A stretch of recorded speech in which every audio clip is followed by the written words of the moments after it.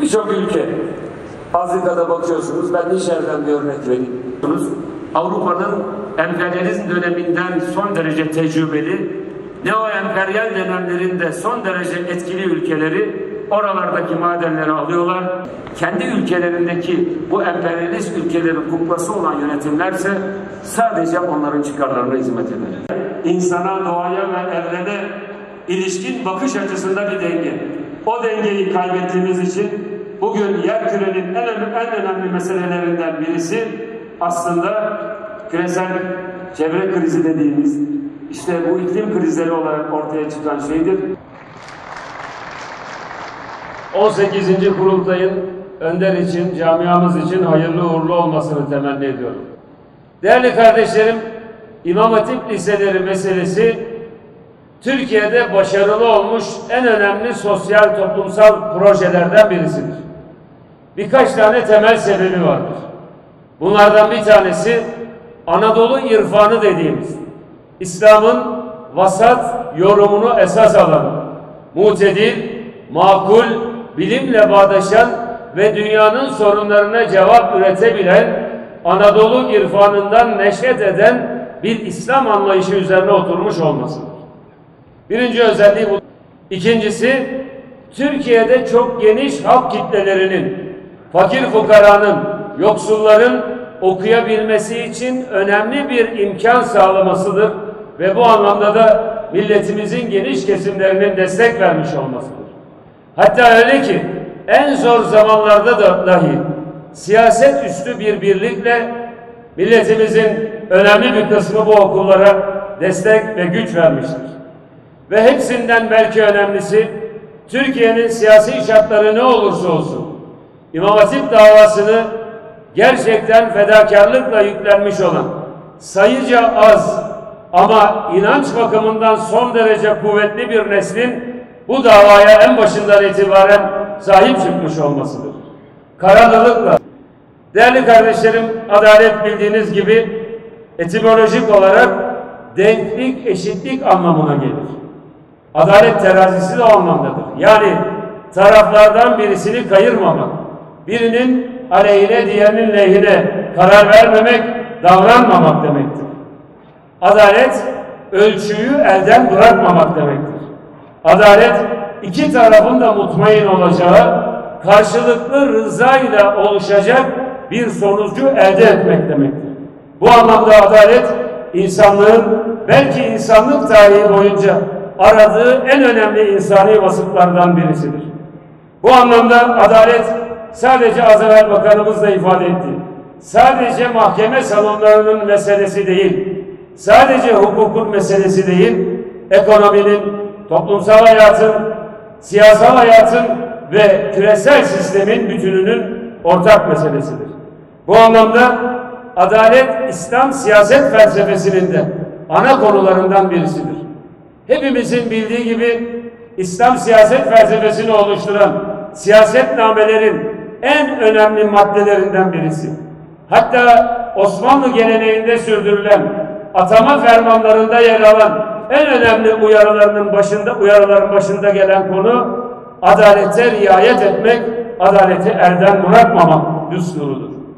Hazreti Ömer Efendimizin söylediği adalet mülkün temelidir sözü boş yere söylenmiş, sadece dikkat çekmek için ifade edilmiş bir husus değildir.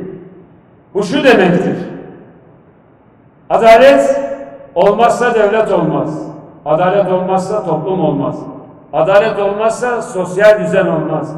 Adalet olmazsa insanların bir arada yaşaması olmaz. Mülk dağılır, yani her türlü elinizdeki imkan darmadağınık olur demektir. Hazreti Ömer'in yine adaletin ne olduğunu açıklayan ve İslam siyaset felsefesinin ana örneklerinden birisini teşkil eden, eğer ben adaletten ayrılırsam, ben doğruluktan ayrılırsam ne yaparsanız sözüyle ortaya koyduğu düstur da bizim için ölümsüz bir düsturdur. Hem onun sorduğu soru, o soruda da adalete esas alması, hem de sorudaki sahabilerin seni kılıçlarımızla düzeltiriz ya Ömer sözüne verdiği cevap, tarihimizin medeniyet tarihimizin altın levhalarından birisidir. Merhamet, insanlara Hz. Allah'ın, Cenab-ı Zülcelal'in rahim sıfatını, merhametli oluşunu hatırlatan bir meseledir. Ve Cenab-ı Allah'ın insanlar üzerinde adaleti mutlak olduğu gibi, insanlar üzerinde merhametle davranması da mutlaktır.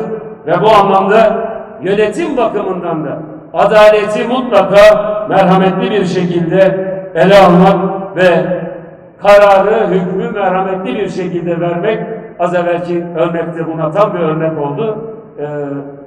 Yani sen ağlamadığın için bilmezsin bunu demesi, idam cezasına mahkum edilenin, merhameti olmayanın adaleti olmaz.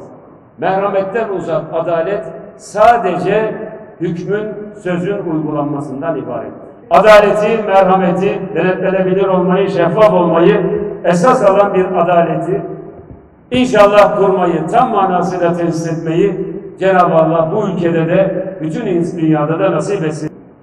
Şu anda dünyada ilk cümlemde söyledim. En temel mesele yeryüzündeki adaletsizliktir. Bu artık falanca ülkenin sadece bir ülkenin meselesi olmaktan çıkmıştır. Ve adalet, insanlığı kemiren, hani bugün koronavirüs mikrobundan bahsediyoruz ya, koronavirüs mikrobundan çok daha etkili ve tehlikeli bir mikrop olarak insanlığı kemirmektedir. Çünkü adalet insana, hayata ve evrene bakışta, yaklaşımda bir dengenin oluşması demektir aynı zamanda. Ne yazık ki bugün insana, hayata ve evrene bakıştaki dengeyi kaybettiğimiz için küresel adaletsizliklerle karşı karşıyayız. Bunların birkaç tanesini hatırlatmak istiyorum. Değerli kardeşlerim, bugün dünyada her türlü imkan var, her türlü zenginlik var. Dünyanın en önemli ekonomik başarılarının yaşandığı bir dönemden geçiyoruz. Ama maalesef dünyadaki küresel en büyük adaletsizlik konularından birisi gelir dağılımında yaşanan adaletsizliktir. Dünyada nüfusun %0.7'si, yani %1'i dahi olmayan bir grup, dünyadaki toplam zenginliklerin %70'ine sahip. Hiçbir döneminde dünya böyle bir adaletsizlik yaşamadı. Ve aynı zamanda dünya nüfusunun %70'i ise sadece dünya gelirinin %3'üne sahip. Böyle bir dünya hepimiz istesek de yürümez, devam etmez. Bu dünyanın adil, hakkaniyetli bir dünya haline gelmesi şarttır. Filistin topraklarının neredeyse %80'i, 1947 ile ilgili konuşuyorum, %80'inden fazlası bugün işgal altındadır. Tamamına ilişkin Birleşmiş Milletler'in kararları vardır. Ama İsrail'i durdurabildik mi? Çünkü arkasında dayısı olduğu için, arkasında hamisi olduğu için dünya sistemi küresel bir adaletsizliğin mekanizması haline gelmiş ve bu işgalleri, bu zulümleri meşrulaştıran bir araç olmaktan öteye geçmemiştir. Onun için Sayın Cumhurbaşkanımızın her platformda söylediği dünya 5'ten büyüktür sözü sadece bir talep değil, sadece bir temenni değil, dünyada adaletli bir küresel sistem kurulması için bir zarurettir ve inşallah gerçekleşecek, dünyada Birleşmiş Milletler'de yeniden yapılanacak.